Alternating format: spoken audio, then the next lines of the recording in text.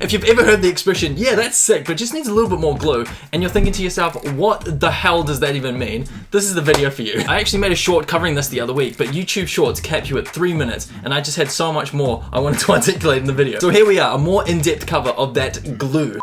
So what are people really talking about when they say that needs glue? So typically when I'm talking about music production glue, I'm talking about one or two things, either less differences or more things in common. And you can achieve this pretty easily actually. So take one of my tracks, Tremor, for instance.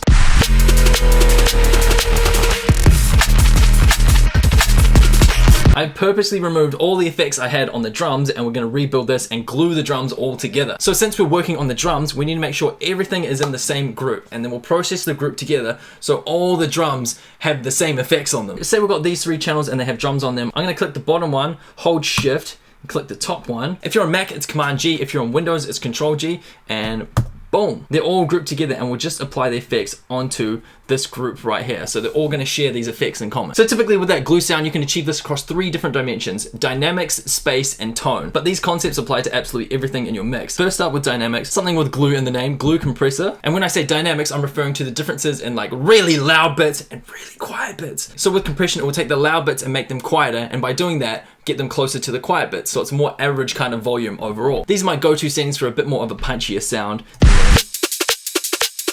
Drop the threshold until we've got some movement. So you'll instantly notice it's quieter overall, and we can bump that up. So now it's a more average level across the entire drum sound. And so by reducing the dynamics, this is ticking our box of less differences, because it's a more average sound. Next up to create less differences is a cheeky little bit of OTT. This will help squish everything together.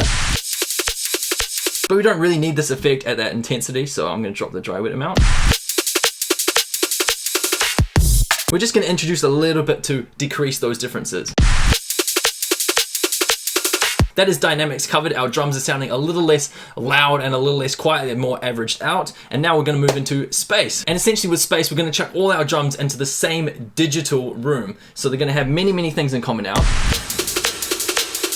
because they all share that same space. I'm a big fan of hybrid reverb. The stock preset sounds great. It just needs literally 2 tweaks. I mean, we are working with a bunch of different drum samples. They've all got their individual characteristics and tonalities and space and whatever. And if we can all push them into the same space digitally through Ableton, it will sound a lot more cohesive and glued together. Can't really have that in the track because you're not really standing out. They're a little bit too all over the show, but we can drop the dry wet amount. So we can hear a little bit of reverb in that shared space, and then we'll drop the decay as well, because these are D&B drums. They need to be fast, they need to be not as reverby. So just dial that in to your personal taste.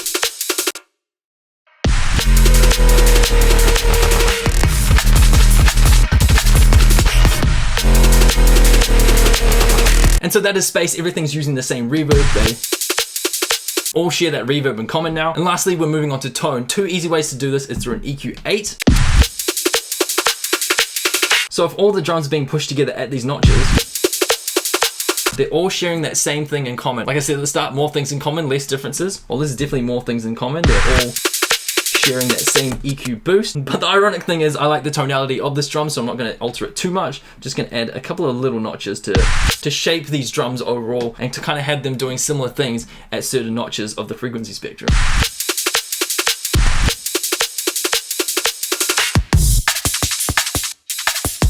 Kind of actually just lifted the presence of the entire drum sound. But I mean, they're all sharing that same EQ curve, and that'll help them sit nicely together. And lastly, my absolute favorite for more things in common, less differences, is the saturator. I'm just going to change this to soft clip, and then I'm going to drive these sounds all together. It's kind of like a hydraulic press. You're essentially squeezing everything together inside of one direction. But in the way that saturator helps tone is it adds more harmonics to the drums overall. And if they're all sharing similar harmonics, well, that is adding more glue, isn't it? The blue light here is when the sound's starting to clip. So you'll, oh my god, so you notice that's not a pleasant sound, but we'll just back it up.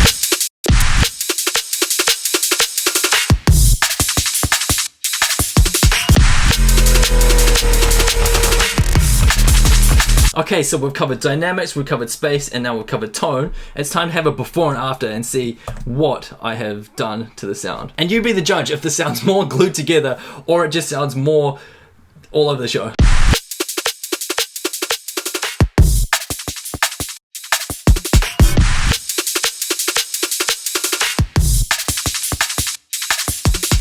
And then in context of the track.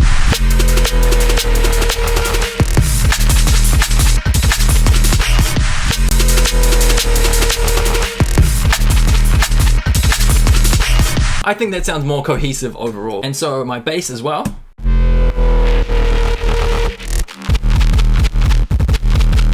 But if I wanted to add some glue and process them all together, I could definitely introduce some more effects on it like I did with the drums through glue compression, OTT, EQ, etc, etc. But there's other forms of glue too. It's not necessarily to make something better, it's to make something more cohesive too. So I could overdrive this, and so now all the basses have overdrive in common.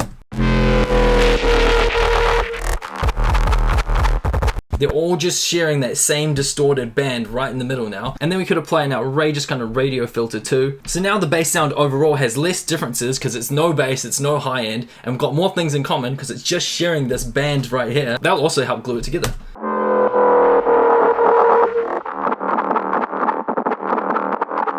It's another form of glue too. But since we don't have any effects on this bass, I'm gonna hypothetically add some more glue too. Right off the rip, a little bit of OTT, goated glue. Just too over the top. Well, they're sharing all in common, that absolutely over the top driven, just squish sound. A cheeky bit of tonal glue I like to do with basses as well is create like an auto filtered notch somewhere in the mid-range.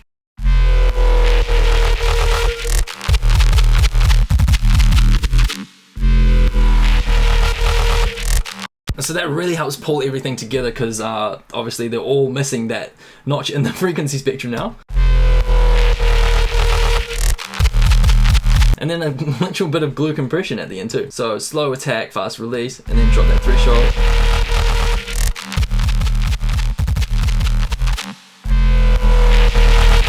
The great thing about glue compressor is it has a soft clip button too. So we can drive this.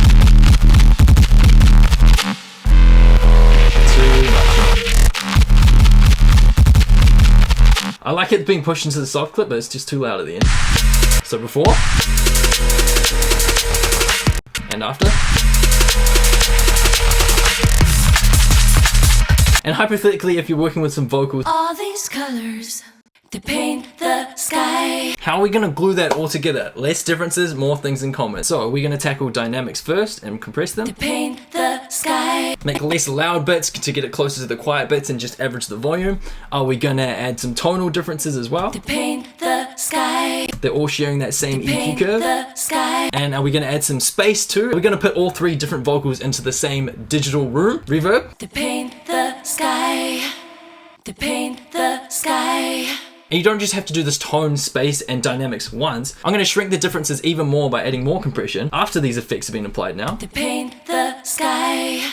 They paint the sky. Could add more space too with a delay. They paint the sky. They paint the sky. Just pulls all these three different takes closer together. So next time you're working on a track and if you've got some bits that are just standing out a little bit too much, try grouping elements together, like all the drums into one group, all the bass into one group, vocals, etc, etc. Process them by using effects on them all together and think about how can I create less differences and more things in common through dynamics, space, and tone. That's my 2 cents for today. Have a great day and I'll see you guys next time. Peace.